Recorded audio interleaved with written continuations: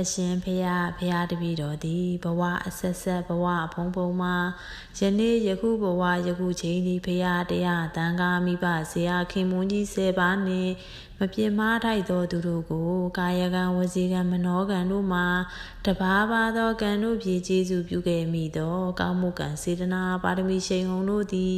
ယနေ့ယခုဘဝယခုချိန်တွင်ခံစားရပြီးဖြစ်ပေါ်နေသော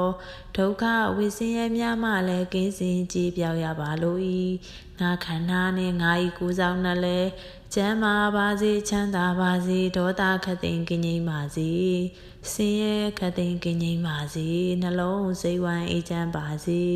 သူတော်ကောင်းတရားနှင့်အညီနေနိုင်သွားနိုင်စားနိုင်အိမ်နိုင်ပါစေ